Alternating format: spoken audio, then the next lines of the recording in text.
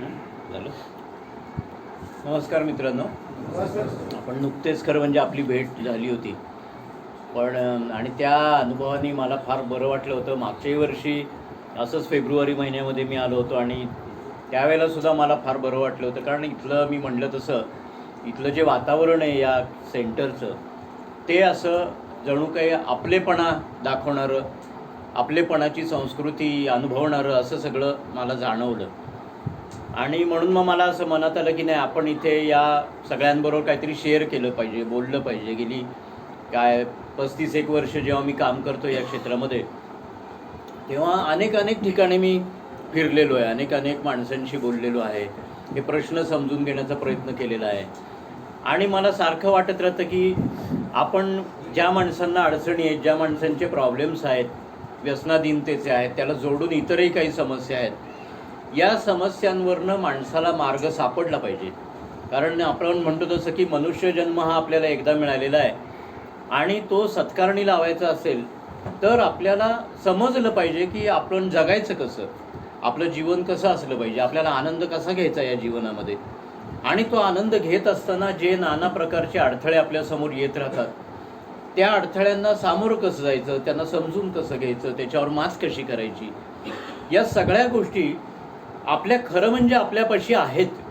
पण अनेकदा आपण तो विचार न केल्यामुळे किंवा आपल्याला विचार न सुचल्यामुळे आपण त्या अडथळ्यांना अनेकदा ओलांडू शकत नसतो, त्याचा त्रास होत राहतो, दडपण येत राहतं आणि आयुष्यामध्ये आपले अनेक मार्ग बंद आहेत की काय असं आपल्याला वाटायला लागतं. जसं आपण ट्रॅफिक जॅममध्ये पाहत असतो, मागाई मी म्हटलं तसं की रस्ता बंद पडला मग उभं राहायचं का आता नुसतं, असं आपल्याला काही वेळेला वाटतं.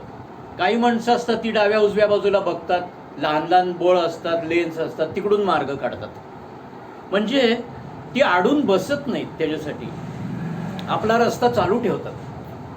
मला स्वतःला मी नेहमी असा विचार करत आलेलो आहे की अरे असं जेव्हा बंद असतं आणि आपल्याला उभं राहावं लागतं बऱ्याच वेळेला, त्यावेळेला नुसतं असं स्टॅग्नंट राहण्यापेक्षा, उभं राहण्यापेक्षा आपल्याला स्वतःचे मार्ग शोधता आले पाहिजेत. आणि खरं पाहिलं असता आपण जर आपल्याशी बोलायला शिकलो तर आपण, मला आता दोन्ही अर्थाने असं वाटतं की आपण इक्विप्ड आहोत. म्हणजे आपल्याला जन्मतःच खरं म्हणजे सर्व साधनं देऊन जन्माला आलेलो आहोत आपण. आणि त्यामुळं जन्माला जर आपण साधनं घेऊन आलेलो असू तर ती साधनं कोणती आहेत, तर पहिलं महत्त्वाचं साधन हे आहे की आपण स्वतःला समजून घेण्याचा प्रयत्न करणं की आपल्याला का असं होतंय, आपले काय प्रॉब्लेम्स आहेत, मग आपल्याला कशामुळे अडचण येते. हे साध्या गोष्टी असतात आणि या आपल्याला समजायला लागल्या की आपल्याला आपल्या आयुष्यातले मार्ग शोधता येणं सोपं जातं. आपण त्याच्यावर मात करतो, रस्ता शोधतो आणि पुढे जात असतो. असं आपण याच्याकडे पाहूया. हे सुरुवात करण्याआधी मला असं वाटतंय की आज गणेश सर काय, सारंग सर काय, अंकुरची सगळी टीम काय, या सगळ्या मित्रांनी मला आज ही परत संधी दिली. मुख्य म्हणजे खरंच सांगतो तुम्हाला, ही संधी आहे माझ्यासाठी. कारण मी म्हणलं असं नुसतं की नाही मला आवडेल इथे बोलायला, त्याबरोबर गणेश सर म्हणले की मग सर काय, आम्हाला तुम्ही आलंच पाहिजे, तुम्ही बोललं पाहिजे. ही जी संधी मला आज मिळते आहे, त्या संधीचा जास्तीत जास्त कसा उपयोग करायचा याच्याकडे मला पाहावं लागणार आहे. आणि म्हणून आपल्यालाही एक सूचना, आपण सगळे त्या टीमच्या बरोबरीनेच असणार आहेत की ज्यांच्यामुळं मला आज काहीतरी समोर बोलायला मिळतं आहे आणि तुम्ही शांतपणे माझं ऐकून घेतात. मला असं वाटतंय की आपले हे प्रश्न जर सोडवायचे असतील तर आपल्या मनामध्ये जे काही प्रश्न येत आहेत ते आपल्याला बोलता आले पाहिजेत, मोकळेपणाने बोलता आले पाहिजेत. कुठलाही असा प्रश्न आहे की ज्यात भयंकर लाज वाटेल आणि बोलताच येणार नाही, असा प्रश्न नाही मानवाला. माणसाच्या आयुष्यामध्ये जे येणारे सर्व प्रश्न आपल्याला बोलता आले पाहिजेत. असा प्रश्नच नाही की अरे बापरे मी कसं बोलू, नाही, असलं काही नाही आहे. आपण सगळेच जण कधीतरी चुका करत असतो, वेड्यासारखं वागत असतो, नुकसान करून घेतो, त्या नुकसानात अडकून बसतो, सगळे जण. कारण आपण माणूस आहोत आणि माणूस असल्यामुळे पुष्कळ वेळेला आपल्या काही चुका आपल्या विचारातनं घडत असतात. लोकांकडे बघून काही वेळेला आपण निर्णय घेतो आणि ते चुकतात, कारण ते लोकांचे निर्णय असतात, आपले नसतात. त्यांनी त्याच्या आयुष्यात घेतलेले निर्णय असतात. त्याच्या आयुष्याला लागू असलेला निर्णय आपल्या आयुष्याला लागू होईल असं नसतं. मग आपल्या आयुष्याचा निर्णय हा आपल्यालाच घ्यावा लागणार असतो. आणि तो घ्यायची ताकद आपल्यामध्ये जर यायची असेल तर आपण स्वतःला समजून घेणं हा पहिला मुद्दा आहे. स्वतःला समजून घेणं की मी कसं आहे, मी काय केलं पाहिजे. याला एक रॉजर्स म्हणून जे सायकोलॉजिस्ट आहेत अमेरिकन, जे होऊन गेले, त्यांनी त्याला असं म्हणलं की सेल्फ ॲक्च्युअलायझेशन आपल्याला समजलं पाहिजे. म्हणजे माझी स्वतःची वास्तविकता काय आहे, मी कोण आहे, माझं काय चाललंय. अनेक गोष्टींचा मला मोह होतो, अमुक करावं असं वाटतं, दुसऱ्याकडे बघून असं वाटतं यार त्याच्याकडे ते माझ्याकडे आलं तर किती छान होईल, याला कसे प्रॉब्लेम सुटतात, मला का नाही सुटत, त्याच्याकडे 4 पैसे आहेत माझ्याकडे का नाहीत. म्हणजे सतत आपण आजूबाजूला बघून त्या समोर दिसलेल्या गोष्टीला असं म्हणत राहतो माझ्याकडे ते का नाही, किंवा मला ते त्याच्यासारखं का नाही होत. आपल्या कुणाला, मी मागच्या वेळेला तुम्हाला सांगितलं बघा की आपण युनिक आहोत प्रत्येक जण, दुसऱ्यासारखे आपण नाही. वरवर कदाचित मी शर्ट घालीन, त्यांनी लाल घातला जसं मी पण घातला, ठीक आहे, वरवरचा भाग आहे हा. परंतु आंतरिक मन जे आहे माझं, ते मात्र दुसऱ्यासारखं मला करताच येणार नाही. ते माझं स्वतःच आहे, वैयक्तिक आहे. का बरं आहे असं? कारण मी कसा तयार झालोय, तर माझ्या पूर्वजांपासून जी गंगा वाहत आलेली आहे, जेनेटिकल फॅक्टर ज्याला म्हणतात, तसं की अनुवंशिकता जी आहे ती पूर्वापार वाहत आली एका बाजूने. मग ती एक बाजू आईच्या बाजूने आलेली आहे, एक बाजू वडिलांच्या बाजूने आलेली आहे, अशा 2 त्या बाजू आल्या एकत्र. आणि तिसरी माझी स्वतःची वैयक्तिक, म्हणजे त्या दोन्हीपेक्षाही वेगळी अशी मी जन्म झाल्यावर माझी म्हणून एक स्वतःची, म्हणजे अशा 3 गोष्टी एकत्र आलेल्या आहेत. आता या 3 गोष्टी एकत्र ज्या आलेल्या आहेत त्या कशा एकसारख्या असणार, दुसऱ्यासारख्या कशा असणार, ते असणारच नाहीत. म्हणजे मी युनिक आहे, माझ्यासारखा कोण नाही. आपण प्रत्येक जण युनिक आहोत. मग आपण समस्येत कसे काय सापडलो? आपण दुसऱ्याचं बघून समस्येत सापडलेलो आहोत. बघा तुम्ही विचार करून. आपण नाही स्वतः काहीतरी आंतरिक नाही आहे ती गोष्ट, तो करतो तसं मी करतो, असं करायला गेल्यावर आपण सापडलेलो आहोत. तो करतो मग मी का नाही करून बघू, असं जेव्हा मी म्हटलेलं आहे, तेव्हा ग्रुपचा परिणाम जो आपल्यावर आपण करून घेतला त्याच्यामधून आपण अडकलो. कारण आपल्याला हे लक्षात आलेलं नव्हतं की मला हे योग्य आहे असं वाटतंय का मुळात. नाही, मी त्याचा काहीच अनुभव नव्हता. आणि तो अनुभव नसताना आपण हा नवा अनुभव घ्यायला गेलो आणि त्या अनुभवामध्ये अडकलो. हे आपण जाणीवपूर्वक केलं होतं का? नाही, जाणीवपूर्वक नव्हतं केलं.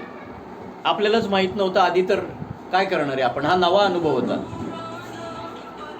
अशा प्रकारे आपण जो आपल्याला खरं म्हणजे आंतरिक विचार नव्हता आणि बाहेरच्या गोष्टींनी ठरवून आपण केलेला विचार होता, ज्यात आपण फसत गेलो. याला मूलभूत कारण काय होतं? तर आपण जी मंडळी या व्यसनामध्ये सापडणारी आहोत ही जन्मतः काय आहेत, तर ती ऑब्सेसिव्ह आहेत. असं मागेही मी सांगितलं तुम्हाला. ऑब्सेसिव्ह याचा अर्थ असा, एखादी गोष्ट ते जर करायला लागले आवडणारी, तर ती गोष्ट त्यांना थांबवता येत नाही. आपण सगळेच, त्यांना ती थांबवता येत नाही. लहानपणी खेळायला लागला की खेळतच बसला, गोड हवं तर गोडच खात बसला, अमुक एखादी मजा हवी तर तीच करायला गेला. म्हणजे त्याला एका पॉईंटला थांबायचंय आणि महत्त्वाच्या गोष्टी करायच्यात हे समजत नव्हतं. आपलंही तसंच झालंय बघा. खरं तर आपल्याला जगत असताना खूप महत्त्वाच्या गोष्टी आहेत. मग बालपणीचा काळ असेल, शाळा सुरू झाली त्यानंतरचा काळ असेल, आपल्याला महत्त्वाचं का होतं ते सगळं का करायला लागलं?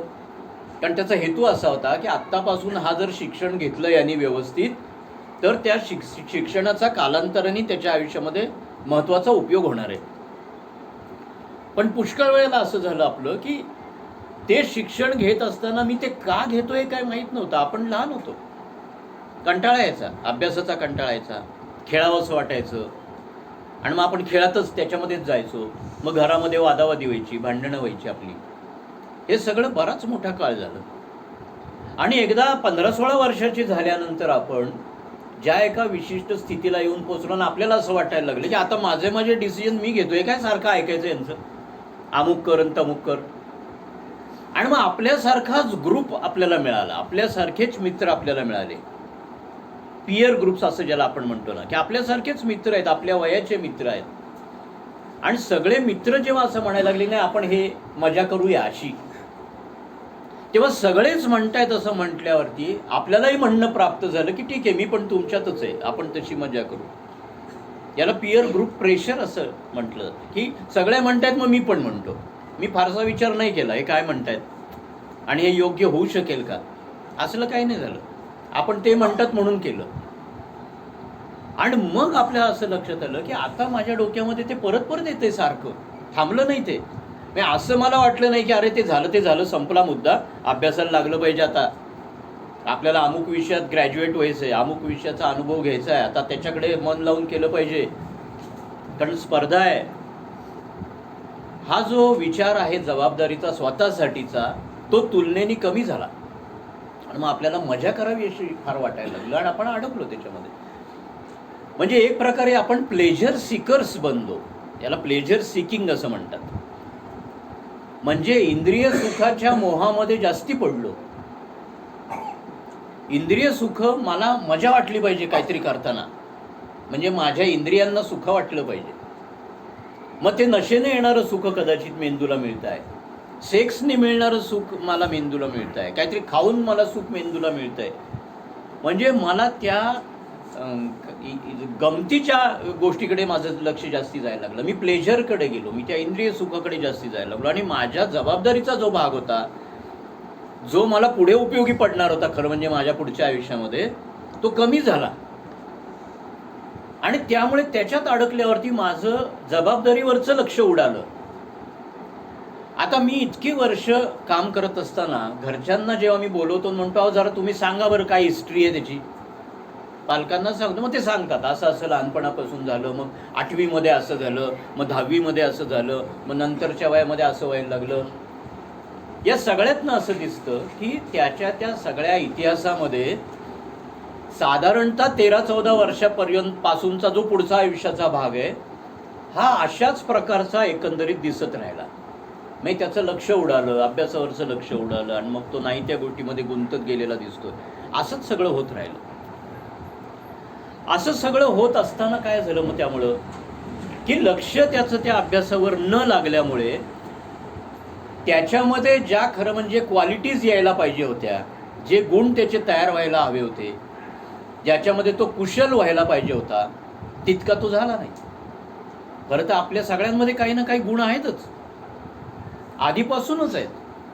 ज्याला आपण कल असं म्हणतो, या मुलाचा कल कुठल्या दिशेला आहे, याला ॲप्टिट्यूड कुठली, ॲप्टिट्यूड असा शब्द वापरतात की कल काय याचा बरं सांगा, मग याला हे आवडा, मग त्यातला तो मास्टर होणार. कारण म्हणजे असंच आहे, त्याला जर ते जमतंय सहजगत्या तर त्यातला तो मास्टरच होणार. परंतु हे त्याला न कळल्यामुळे काय झालं की त्याला जे आवडते त्या गोष्टीकडे त्याचं लक्ष लागलं नाही आणि तो भलत्या गोष्टीकडे गेला. आणि म्हणजे त्याला येणार होतं, ॲक्च्युली फार काही न करता त्याला येणार होतं, त्याच्यामध्ये सुद्धा तो कमी पडला. आणि मग नंतरच्या काळामध्ये असं दिसायला लागलं की ते त्याच्या हातनं जितकं पाहिजे होतं तितकं झालं नाही. म्हणजे त्या क्वालिटीच्या स्तरापर्यंत तो जायला पाहिजे होता तेवढं काही झालं नाही.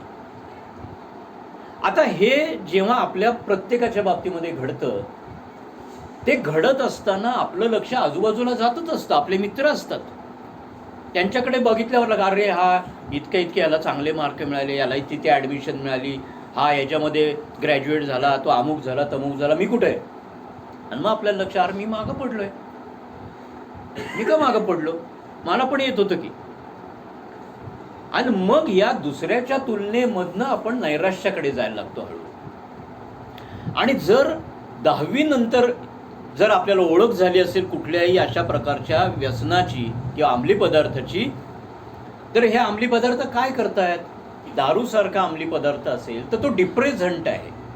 म्हणजे तो आपल्या मेंदूचं कार्य, शरीराचं कार्य शिथिल करतो, स्लो डाऊन करतो. म्हणजे आपल्या मेंदूला जोरात काम नाही करता येत, शिथिल करतो. पण तो फसवतो कसं? तर सुरुवातीला जेव्हा तो पदार्थ आपल्या पोटात जातो त्यावेळेला मात्र एकदम स्पीड वाढल्यासारखा वाटतो, एकदम. आणि म्हणून घेतल्यानंतरचा थोड्या काळातला होणारा जो परिणाम आहे तो फार वेगवान दिसतो आपल्याला. एकदम उत्साह आला, एकदम कॉन्फिडन्स आला, भीती नाहीशी झाली, मी एकदम टेरर झालो. हे नजीकच्या काळात जाणवणारा हा अनुभव आहे, आपल्या सगळ्यांना तो येतो. आणि माणसाला व्यसन लागतं ते त्या स्टिम्युलेशनचं लागतं, डिप्रेझंटचं नाही लागत. त्याला असं वाटतं हा पदार्थ घेतला असता माझ्यामध्ये जो एक एक्सेस कॉन्फिडन्स येतो, जादा कॉन्फिडन्स येतो, हा काहीतरी भारी आहे, हा दुसऱ्या पदार्थांनी येणार नाही, हा नुसतं नॉनव्हेजची थाळी खाऊन येणार नाही, हा गुलाबजाम खाऊन येणार नाही, हा पदार्थ माझ्या पोटात घातला असता मला एकदम जास्ती कॉन्फिडन्स येतो. मला मस्त वाटतं, मला बरं वाटतं, मला छान वाटतं. हे काय आहे? हे भासमान आहे, हे खरं नाही आहे. हाच तर या आजाराचा मूळ मुद्दा, की हा पदार्थ आपल्याला फसवत कसा गेला. तर त्यांनी पहिलं हे फसवलं आपल्याला, की तू आहेस त्याच्यापेक्षा जास्ती कॉन्फिडन्स तुला मी देतो, चल. असं जर कोण भेटलं तर किती छान होईल आपल्याला. आहे त्याच्यापेक्षा कोणतरी दुसरा मला कॉन्फिडन्स जास्ती देतोय. आपण म्हणू चांगली काही हरकत नाही. किती पैसे आहेत? 500 रुपये, चला मला कॉन्फिडन्स द्या. असं मिळतो का कॉन्फिडन्स बाहेर? नाही. असं काय कॉन्फिडन्स विकत मिळत नाही. पण हा पदार्थ तो कॉन्फिडन्स आपल्याला देतोय असं फिलिंग येतं आपल्याला. आणि म्हणून तो घेतल्यानंतर मी आहे त्याच्यापेक्षा वेगळा झालो काहीतरी, असं फसवण्याचा भाग हा पदार्थ करायला लागतो. ए मध्ये त्याला कनिंग आणि बॅफलिंग असा शब्द वापरलेला आहे. म्हणजे घोटाळ्यात टाकणारा कावेबाज असं त्याला म्हटलंय. मग कावेबाज कोणपणा आणि घोटाळ्यात टाकणारा कोणता भाग दिसतोय बघा. मी चांगला आहे असं फिलिंग द्यायचं आणि त्या माणसाला मला सोडता येणार नाही असं करायचं. कावेबाजपणा कुठे आहे बघा. म्हणजे याला तर असं वाटलं पाहिजे अरे मला तर कॉन्फिडन्स येतोय, आणि जरा कॉन्फिडन्स उतरला खाली की परत त्याला वाटलं पाहिजे अजून एक सिप घेतला पाहिजे मला, मग कॉन्फिडन्स टिकेल. म्हणजे कावेबाजपणा कुठे आहे बघा. म्हणजे मी घोटाळ्यात सापडायला लागलो की अरे सतत घेत राहिलो तर जणू काही कॉन्फिडन्स राहणार आहे माझा मधनं आणि फसलो. कारण मी ऑब्सेसिव्ह होतो. माझं व्यक्तिमत्वच ऑब्सेसिव्ह होतं, जन्मालाच तसा आलो. हा डिसीज परमनंट आहे असं म्हणतात. मग परमनंट म्हणजे काय? ऑब्सेसिव्हनेस परमनंट आहे खरं तर. म्हणजे तो आधीपासूनच माझ्यामध्ये आहे आणि तो माझ्याबरोबरच जाणार. म्हणजे माझं व्यक्तिमत्वच असं आहे की ज्याच्यामध्ये अशा प्रकारचा केमिकल पदार्थ जर गेला शरीरामध्ये तर याच प्रकारची प्रक्रिया होणार. आणि मग आपल्याला असं लक्षात येईल बघा की एकदा त्यात मी अडकल्यानंतर सहजासहजी त्यांनी मला सोडलं असं चित्र दिसत नाही. मला फार लढाई करावी लागते. सहजासहजी नाही सोडत, मी फसतो परत. मी उदाहरणार्थ आपण बघा बोलताना कसं म्हणतो, हो सर आता मी इथं आलो ना, आता सोडली, आता नाही, कायमची सोडलीच. आणि तिसऱ्या दिवशी परत येतो. म्हणजे बघता बघता हा माणूस तर ठाम म्हणला होता की मी आता पिणार नाही. मग असं काय जादू झाली, असं काय घडलं, याला परत यायला लागलं. त्याला परत यायला लागलं कारण त्याने अजून त्या आजाराला ओळखलंच नाही. तो आपल्याला कसं गंडवतोय अजून समजूनच आलेलं नाहीये. तो आपल्याला कसं फसवतोय समजलेलंच नाहीये. आणि म्हणून आपण एका बाजूला मनात असं म्हणतो चला सुटलो, आता मी काही येणार नाही परत, आता परत नाहीच त्या बाजूला जायचं. असं मी किती जरी कॉन्शियस लेवलला म्हणलं, म्हणजे विचार करून म्हणलं, तरी प्रत्यक्षात तसं घडलेलं चित्र दिसत नाही. म्हणजे याचा अर्थ असा की मला पहिल्यांदा या आजाराला ओळखायलाच शिकायचंय, त्यालाच जरा नीट वेळ द्यावा लागणार आहे. अरे हा काय घोटाळा करतोय. आणि म्हणून हे जे ओळखणं आहे त्या आजाराला हळूहळू, मुख्य म्हणजे या ओळखण्याचा विचार आपल्याला कोणत्या कोणत्या गोष्टींनी करता येईल, त्याच्यासाठी कशी साधनं वापरायची. एने फार सुंदर आपल्याला मदत केली. आपण भाग्यवान, त्यासाठी एचे मेंबर का म्हणतात मी भाग्यवान आहे, कारण आपल्याला ती फार सोप्या पद्धतीने त्यांनी मदत केली आहे. त्यांनी सरळ 12 पायऱ्या मांडल्या आपल्यासमोर. हे बघ, हे सगळं एक एक नीट करायला लाग, म्हणजे तुला कळेल तुझं आयुष्य काय आहे ते. मग आपल्याला सोप्या आहेत. पायऱ्या काय आहेत बघा बरं. पायऱ्या एवढ्यासाठी असतात की तुम्ही ठामपणे उभे राहता, तोल न जाता पुढे चढत जाता. म्हणजे आपण कुठल्याही देवालयाला जेव्हा डोंगरावरती जात असतो तेव्हा पायऱ्यांनी जाणं आणि नुसतं डोंगरावर चढत जाणं याच्यात फरक असतो बघा. पायरी जेव्हा आपण चढतो तेव्हा एक पायरी चढली, घट्ट उभे राहतो, पडत नाही. परत पुढची पायरी, परत पुढची पायरी. म्हणजे पायरीवरनं आपण जात असताना पडत नाही. पण नुसत्याच स्लोपनी चाललो तर कधी पाय घसरून पुन्हा मूळ पदावर गाडी येईल सांगता येत नाही. म्हणून मग पायरीने जायचं. आणि हा आजार आपल्याला पायऱ्या पायऱ्यांनी ओळखता येणं शक्य आहे. मग एक एक पायरी आपल्याला अगदी विंचरून काढायला पाहिजे. काय घडतंय माझ्या बाबतीत, काय म्हणते बरं ही पायरी. तर या पायरीपासून आपल्याला सुरुवात करता येते. आणि म्हणून मुळामध्ये एचा कार्यक्रम जो सगळा आहे हा कोणी तयार केला, तर आपल्याच सारख्या मित्रांनी तयार केला, जे स्वतःच त्या प्रश्नामध्ये सापडले होते. तुम्ही ऐकलं असेल डॉक्टर बॉब, बिल डब्ल्यू अशी नावं तुम्ही कदाचित ऐकली असतील. या लोकांनी जेव्हा स्वतःचाच शोध घ्यायला सुरुवात केली तेव्हा त्यांना ते आकलन झालं की अरे हां, एकमेकांशी बोलतोय आपण आणि एकमेकाला धीर देतोय, बस ही याच्या इतकी ताकदच नाही दुसरी. आणि मग हळूहळू लक्षात येते त्या सगळ्यामधून की मग स्वतःचा शोध जर घ्यायचा असेल तर आपल्याला मान्य केलं पाहिजे. पहिल्यांदा आपण फार डिनाय करत होतो, सारखं फसवत होतो, नाही नाही मला काही झालेलं नाही आहे, मी आपली थोडीशी प्यालो परवा, एवढंच झालं, मला सोडता येते, मी मधनं सोडतो.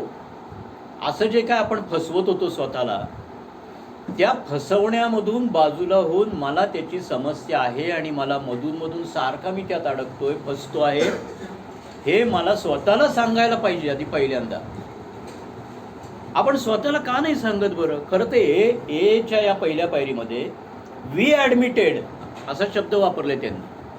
आम्ही मान्य केले की मद्यशक्तीपुढे आम्ही हतबलत आणि आमचे जीवन अस्ताव्यस्त झाले आहे. आम्ही मान्य केले. हे केव्हा मान्य होणार आहे?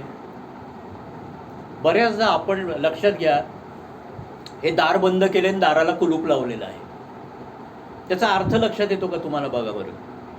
खरं तर जेव्हा मी मान्य करीन ना त्याला कुलूप तर काढून टाकलं पाहिजे मान्य केल्यावरती. जसे काही मित्रमंडळी स्वतःहूनच इथे येतात, स्वतःहूनच याच्याकडे बघतात आणि मग त्यांना कुलूप बिलूप काही नाही आहे. ते येतात, बसतात, दार उघडं असतं, जातात, परत येतात. मान्यता नावाची गोष्ट एकदा आली की आपल्याला किल्ली आपोआप सापडली. मग कोणीतरी दुसऱ्यांनी टाकायची वेळ नाहीये, दुसऱ्यांनी बळजबरी करण्याची वेळ संपली. कारण आता मीच असं स्वतःला म्हणायला शिकलो की अरे तुझा प्रॉब्लेम काय आहे ते तू समजून घेतोयस का? मग आता कोणीतरी दुसऱ्यांनी मला सांगायचं आहे तू जास्त पितोस, तुला थांबता येत नाही, चल तू काय ऐकत नाही, आता आम्हीच डिसिजन घेणार. ही जी परिस्थिती आपल्या सगळ्यांवरती आलेली आहे याचं कारण मी मान्य नाही केलेलं अजून. एवढंच आहे मुद्दा. मी ज्या क्षणी मान्य करतो आणि मी असं म्हणतो की हो गडबड आहे, काहीतरी गडबड चालली आहे माझी आणि मला थांबता येत नाही, मग काय होतंय? मला राग येतो, मला नैराश्य येतं, मी रडायला लागतो, मी टेन्शनमध्ये जातो, मी गिल्टीमध्ये येतो, म्हणजे अपराधीपणा मला वाटतो, मला भीती वाटायला लागते, मला चिंता वाटते. हे काय खेळ चाललाय माझ्या मनामध्ये?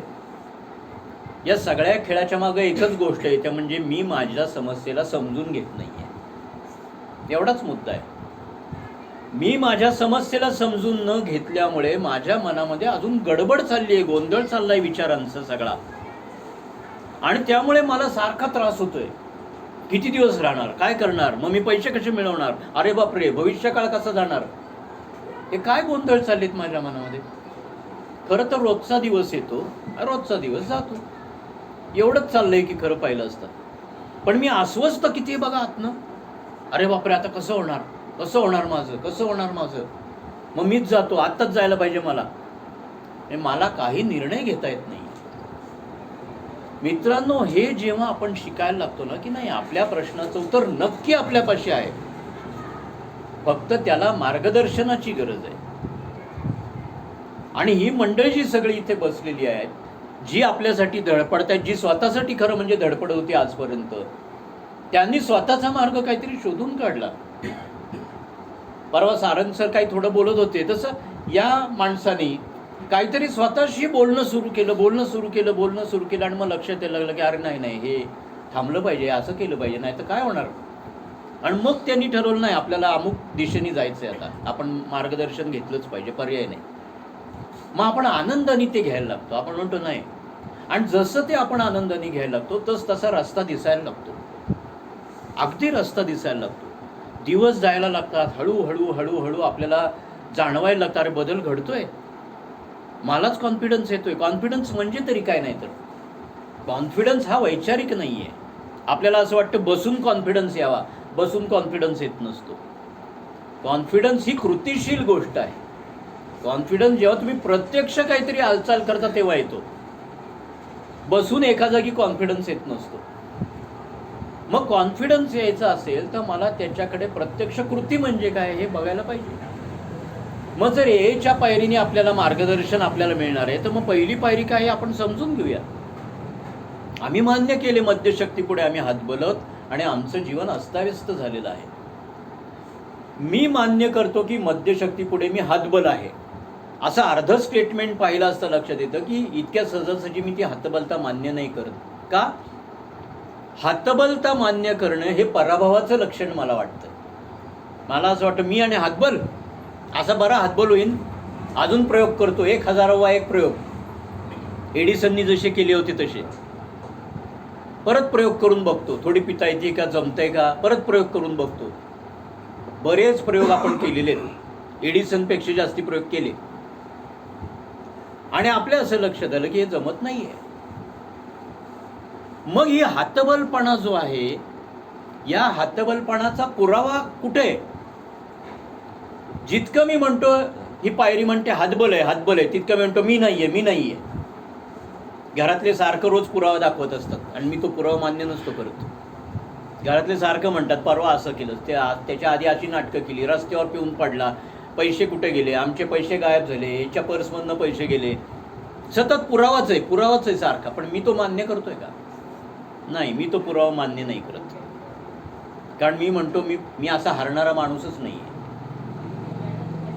मग यांनी पुढच्या भागामध्ये असं म्हटलेलं आहे, आम्ही मान्य केले मध्यशक्ती पुढे आम्ही हातबल आहोत आणि आमचे जीवन अस्ताव्यस्त झालेले आहे. अस्ताव्यस्तपणा हा पुरावा, अस्ताव्यस्तपणा हा जो पुरावा आहे तो हातबलता दाखवतो. पण जोपर्यंत मी अस्ताव्यस्तपणाच बघणार नाही तोपर्यंत पुरावा कुठनं मिळणार आणि मी मान्य कसं करणार? म्हणजे माझ्या अस्ताव्यस्ततेचा पुरावा मलाच गोळा करावा लागणार आहे, इतरांनी गोळा करून चालणार नाही. कारण लोकांनी दाखवलेला पुरावा मला मान्यच नसतो, कारण माझी लाज जाणार आहे असं मला वाटतं, मला कमीपणा येणार आहे. आणि लोक जर माझे असे दाखवत असतील घोटाळे झालेले, तर उद्या जगात उभा कसा राहू? लोक सारखं म्हणणार आहे बघा यांनी नाटकं किती केलीत ते, आणि मला तोंड कसं दाखवायचं असा प्रश्न पडणार. अनेक माझे मित्र अनेक ग्रुपमध्ये, म्हणजे जवळपास प्रत्येक ग्रुपमध्ये मला विचारतात, सर आता मी ठरवलं पाहिजे नाही, पण आता बाहेर जाऊ कसं?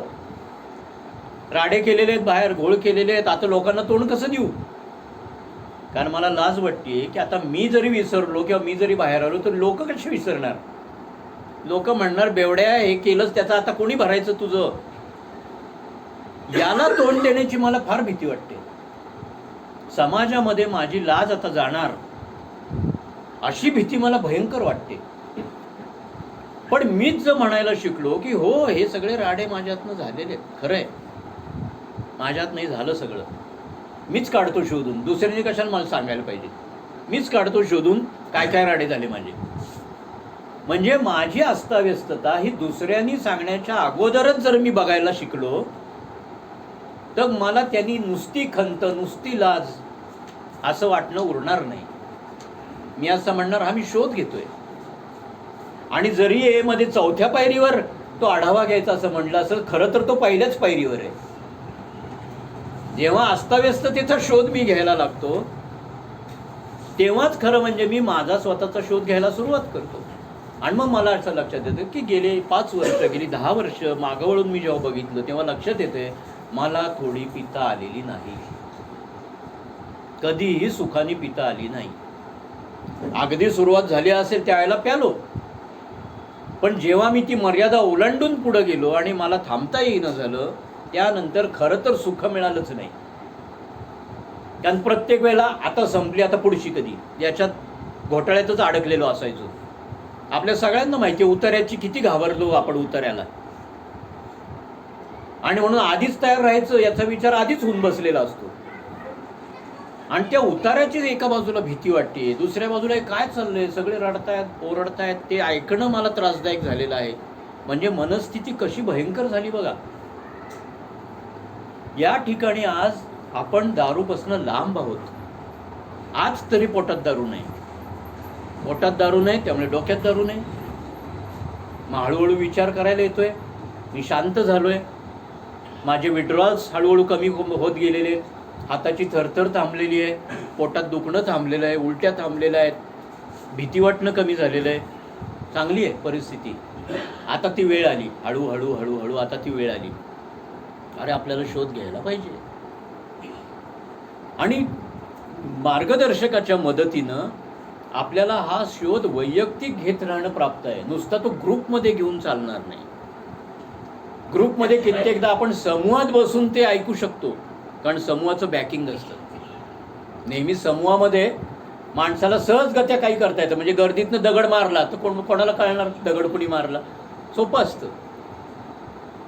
गर्दीमध्ये लपता येतं, पण नुसत्या गर्दीत लपून उपयोग नाही होणार. आपल्याला इंडिव्हिज्युअली व्यक्तिशः त्याच्याकडे बघायला शिकायचंय. आणि मग आपल्याला हळूहळू मोकळं व्हायला पाहिजे. हो, मला आठवते तेवढं मी शोधून काढतो काय गोळ झाले. मित्रांनो, हे एकदा आपण करायला लागलो की मग आपल्याला आपली हातबलता लक्षात यायला लागते की मला पिता येत नाही, मी पिऊ शकणार नाही, मी प्रयोग करू शकणार नाही, मी लढू शकणार नाही, दारूबरोबर मी कधीही लढाई करू शकणार नाही, कारण हे मला कधी जमणारच नाही. हे जेव्हा एकदा मी लक्षपूर्वक करीन त्या क्षणी मला खरं म्हणजे प्रकाशाचा एक किरण दिसायला सुरुवात झाली असं म्हणायला हरकत नाही की नाही मला आता समजतंय हा खेळ नाही खेळता येते मला. म्हणजे हे जेव्हा मनात आपल्या यायला लागतं तेव्हा मग आपण काय म्हणतो, सर मला जरा हे समजत नाही, हे सांगा जरा. मदत घ्यायला सुरुवात होते. आणि ही जी मदत आहे या मदतीतनं आपल्याला एक एक दिवस आतनं छान वाटायला लागतं. अरे बरं वाटतंय मला आता. का बरं वाटतंय? कारण तिथे सेल्फ एस्टीमकडे मी जायला लागलो. म्हणजे माझाच मला जो सन्मान वाटायला पाहिजे होता तो बरेच दिवस गायबच झाला होता. माझा मला सन्मान वाटणं, सेल्फ एस्टीम वाटणं, याची सुरुवात होते. आणि मग आपण म्हणतो धरून राहतो. आपण म्हणतो नाही मी आता परत विचारतो, मला समजलेलं नाही, परत विचारतो, समजलेलं नाही. मग जे कोणी सर असतील ते म्हणतील नाही हो हे बघ तू याच्यावर लिहून काढ, जरा तू लिहून काढ, काय जाय तुझी लाईफ स्टोरी बघ, कुठं दिसतंय तुला घोळ झालेत, अंडरलाईन कर, इथं घोळ झालेत, घाबरू नको. ही जी सुरुवात आहे ही सुरुवात हळूहळू आपल्याला ताकद द्यायला लागते.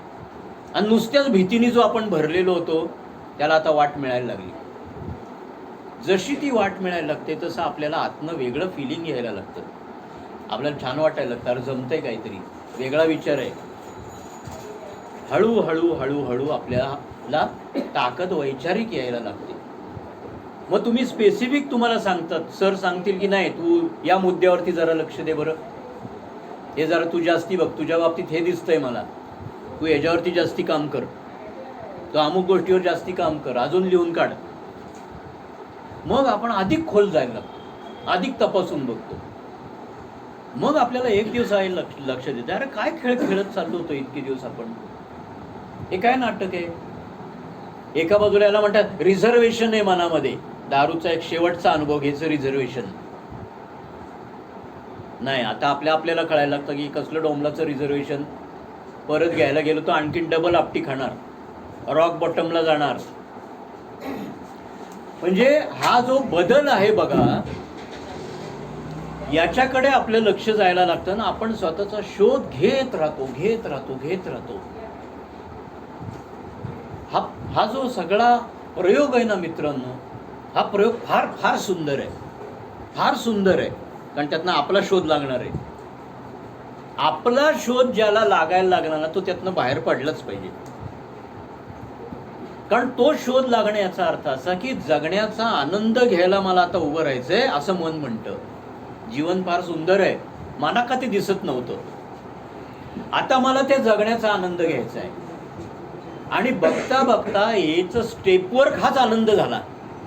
आधी दारू हा आनंद वाटायचा, पदार्थ आनंद वाटायचा, आणि सेक्स हा आनंद वाटायचा. पण कालांतराने असं वाटतं हे किरकोळ आहे, हा कसला आलाय आनंद, माझा शोध हाच आनंद. या आनंदाची जेव्हा गोडी लागते ना मित्रांनो, ही गोडी जाता जात नाही.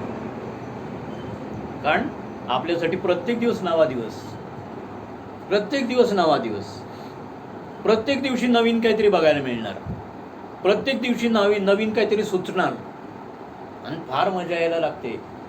आणि मग तुमच्या मनामध्ये साचून राहिलेला भूतकाळ जो आहे सगळा, जो आपल्याला भयंकर त्रास देत असतो, म्हणजे आपल्याला अपराधी वाटत असतं, काय काय गोष्टी घडवून ठेवल्या आता ते कसं होणार याची भीती वाटत असते, चिंता वाटत असते, आणि लक्ष लागत नाही वर्तमान काळामध्ये. कारण सारखं मन मागं जाऊन म्हणतं हे राडे करून ठेवले, आता निस्तरायचे कसे. कोणाचं देणं केर करून ठेवलेलं असतं, लोकांचे पैसे द्यायचे असतात, घरातले लोक सारखं मधनं त्याच्याविषयी बोलत असतात, आपल्या मनात येत असतं, कसं बाहेर पडायचं.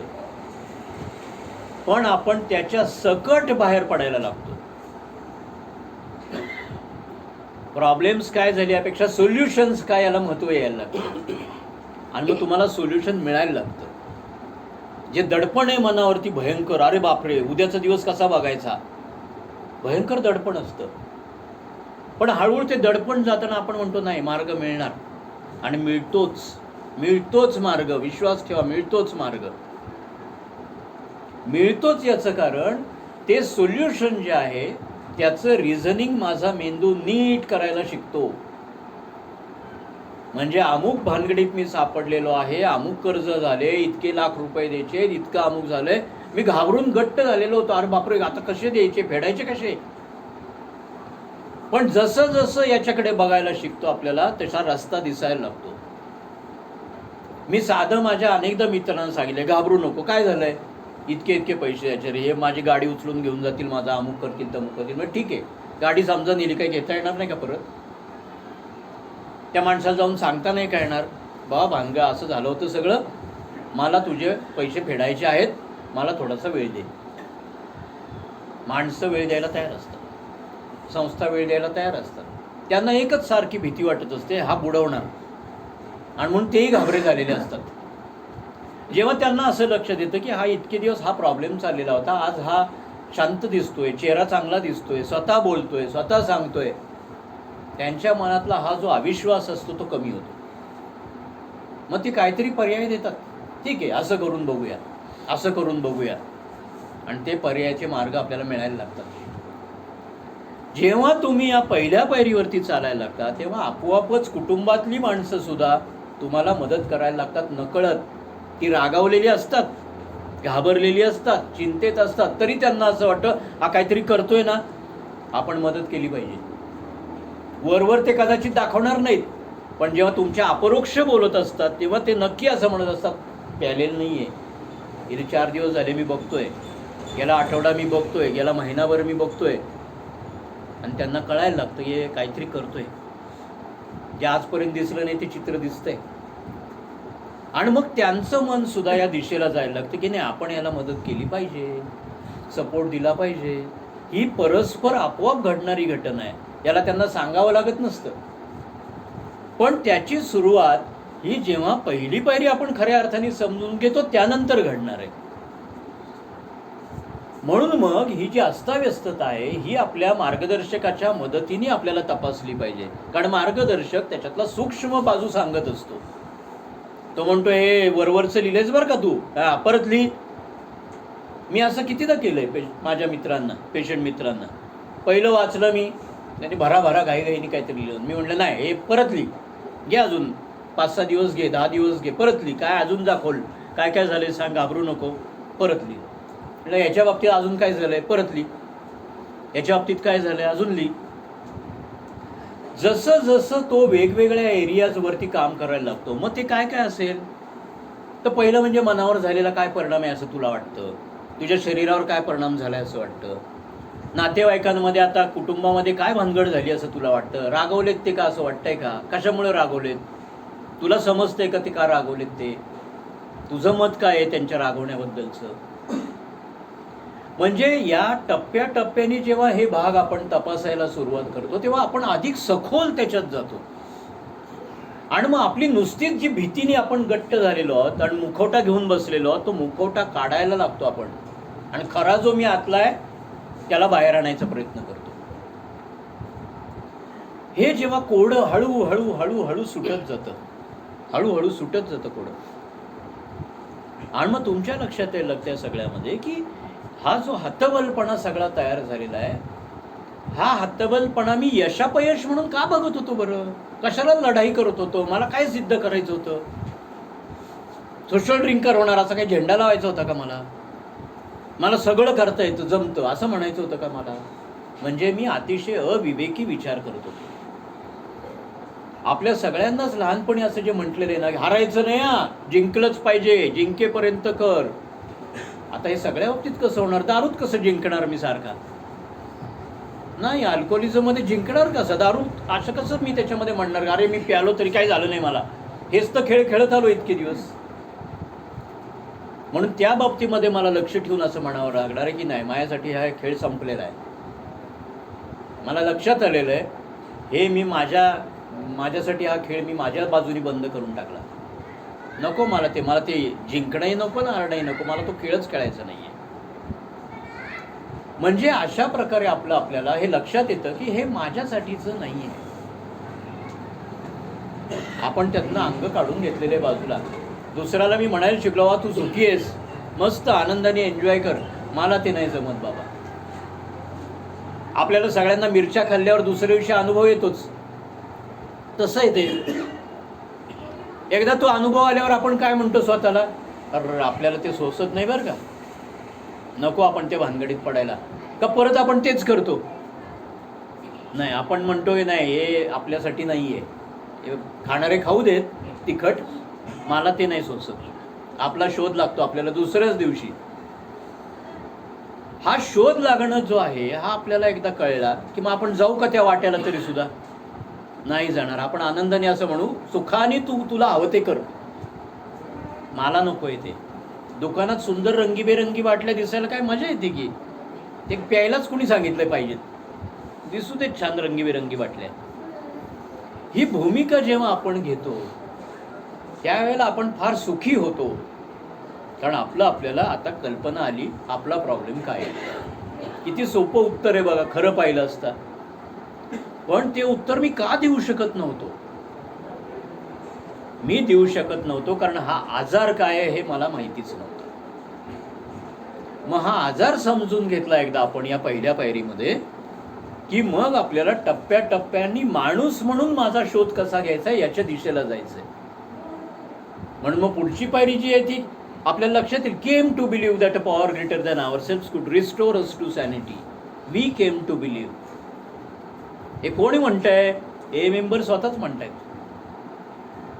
आम्हाला अशा प्रकारच्या उच्च शक्तीचा अर्थ समजला. We came to believe. आम्हाला असा विश्वास वाटला आमच्यापेक्षा उच्च शक्तीच आम्हाला सुरळीत मार्गावरती आणू शकेल. इतके दिवस मी म्हणत होतो मला कोणाची गरज नाही, मला सगळं कळतं. आणि मग एक दिवस मला कळलं की नाही, मला सगळं कळत. हे पहिल्याच पायरीमध्ये माझ्या लक्षात आलं, नाही कळत मला सगळं. मला आधार लागतो, मला मदत लागते, मला मार्गदर्शन लागतं, आणि मग मला रस्ता सापडतो. म्हणून हे मीटिंगला तुम्ही जर गेलात तर तुमच्या असं लक्षात येईल की तिथं बोलणारच जणू काही तो त्याचं सांगत असतो, तो परस्परच मार्गदर्शक बनतो माझा.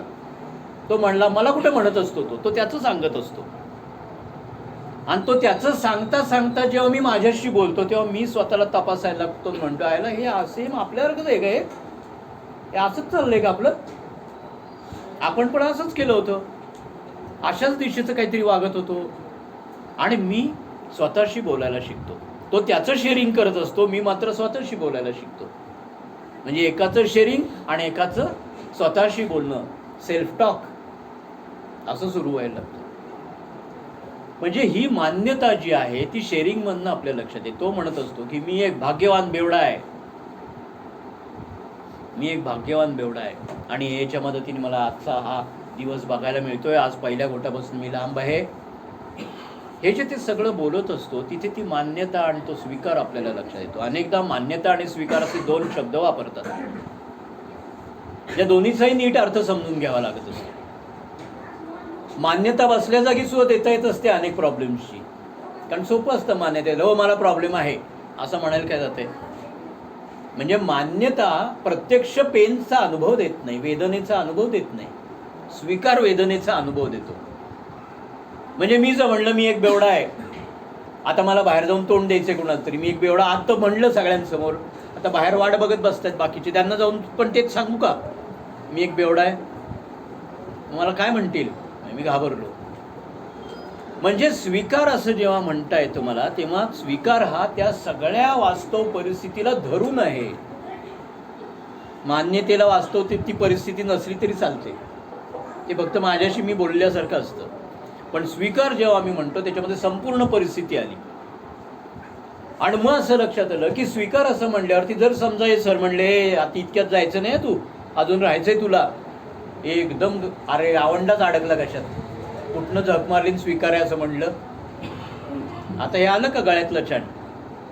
म्हणजे स्वीकार असं म्हटल्याबरोबर वेदना सुरू झाल्या. मग स्वीकारासकट जेव्हा मी ते म्हणत असतो तेव्हा खऱ्या अर्थाने मला लक्षात यायला लागतं की सर जे म्हणतात त्यातलं काय बरं तथ्य आहे, कशाला राहायला पाहिजे. कितीतरी लोक मायाची सुद्धा भांडलेले आहेत अनेक वेळेला.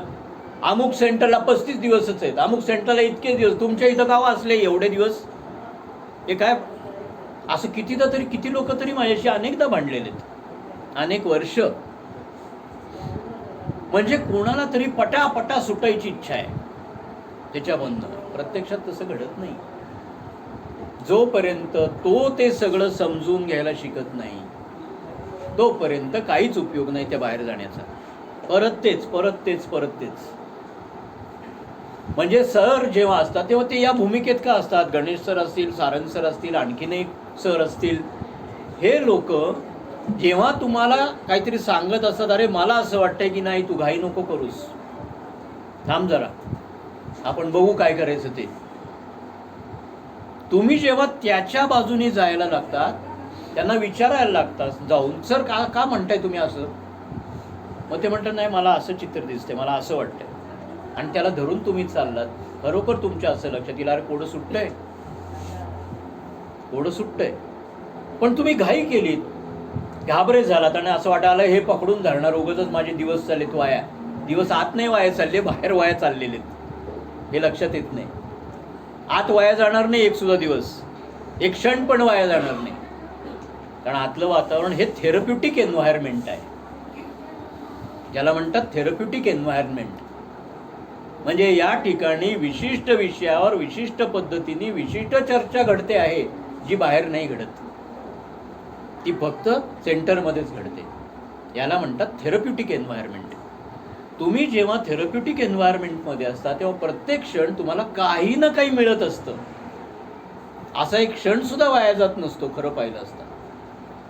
म्हणजे हे आपण सगळं समजून घ्यायला लागलो हळूहळू की या पहिल्या पायरीतनं आपल्याला मार्ग दिसायला लागतो आणि तुम्ही त्याला धरून राहिलात, तुमचं आयुष्य बदलणारच. मी तो च लावतोय, कित्येकदा च लावणं अविवेकीपणाचा भाग असतो, कारण त्यात अठ्ठास असतो सुप्तपणे.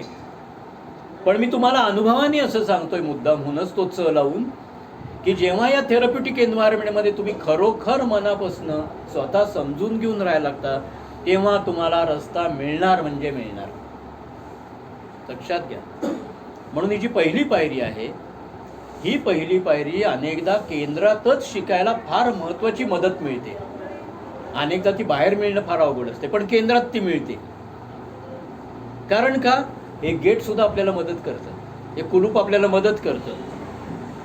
मग अगदी मनात ओढ आली, बाहेर जाता येत नाही ना, डिसिजन मेकर तुम्ही नसता, चॉईसलेस सिच्युएशन आहे.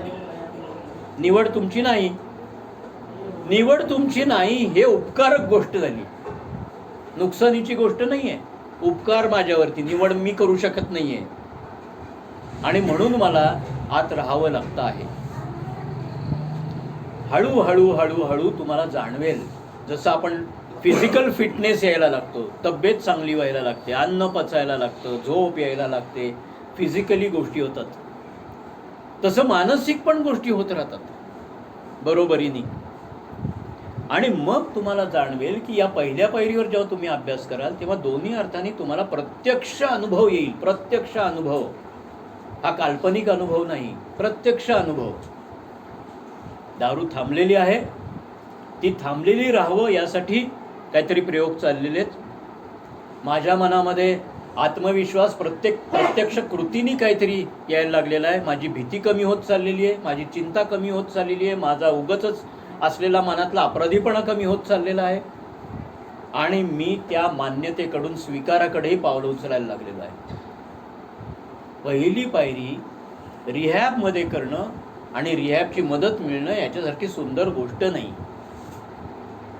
आपण नशीबवान आहोत की आपल्याला ते मिळालं. समाजामध्ये अनेक माणसं असतील, त्यांना इच्छा आहे पण कोणी नेत नाही. इच्छा आहे पण रिहॅबला जायला पैसे उरलेले नाही आहेत. इच्छा आहे पण घरातली माणसं म्हणतात तू तुझं आयुष्य. अजूनही आपल्याला आपल्या घरातली मंडळी, मित्रमंडळी मदत करतायत. आपण नशीबवान आहोत एका अर्थाने. आणि म्हणून या ठिकाणी आज आपण जे बसलेलो आहोत, आपल्या प्रत्येकाने जर असं म्हटलं की नाही मला हे बघूनच घ्यायचं आहे, शिकायचं आहे, मला हा आजार बघायचा आहे, आपल्या सगळ्यांना ते जमू शकणार आहे, खरोखर जमू शकणार आहे. कारण या ठिकाणचा जवळपास प्रत्येक माणूस त्या अनुभवातनं गेलेला आहे. तो नुसतं पुस्तकी नाही तुम्हाला सांगणार आहे, पुस्तकात असं लिहिलेलं आहे असं नाही म्हणणार आहे, मला काय झालं असं म्हणणार आहे. ए मधला सगळ्यात महत्त्वाचा भाग कोणता असतो? मला काय झालं असं तो माणूस म्हणू शकत असतो.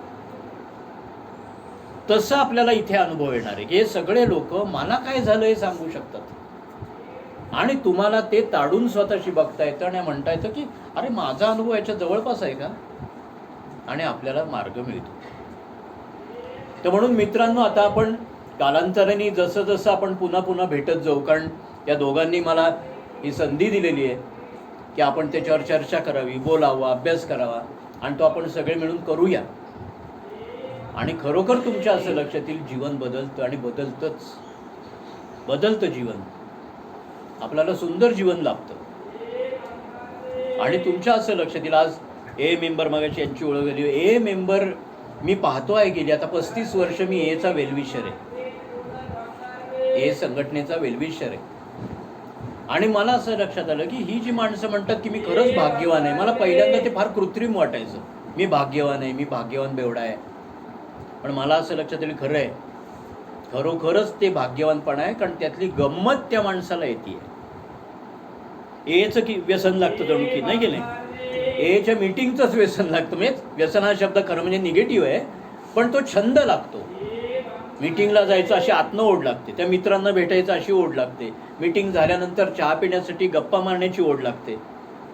इतकं सुंदर वाटतं तुम्हाला, खरंच सांगतो. आणि आपल्याला त्यातनं नवीन जग सापडतं, सुंदर नवीन जग सापडतं. हे सगळं मित्रांनो आपण टप्प्याटप्प्याने स्टेप बाय स्टेप करायचं आहे. आणि ते आपल्या सगळ्यांचा सहभाग असेल तर ते करण्यातही फार मजा येते. आपण त्याचा शोध लावायचा, आपण स्वतःचा शोध लावायचा, आणि आपल्याला सुखानं अजून जगायचं आहे, अजून आपल्याला जग बघायचं आहे, जगाचा आनंद घ्यायचा आहे, तेव्हा आपण ते करायचं. ओके. तर त्यामुळे हे असं साधारणतः मला वाटतं आहे. मी किती वेळ बराच वेळ बडबड करतोय असं मला वाटतं. तर त्यामुळे आपण थोडंसं जर काही आपल्याला बोलायचं असेल किंवा प्रश्न असेल तर आपण जरूर मांडा. काही प्रश्न असतील तर सांगा.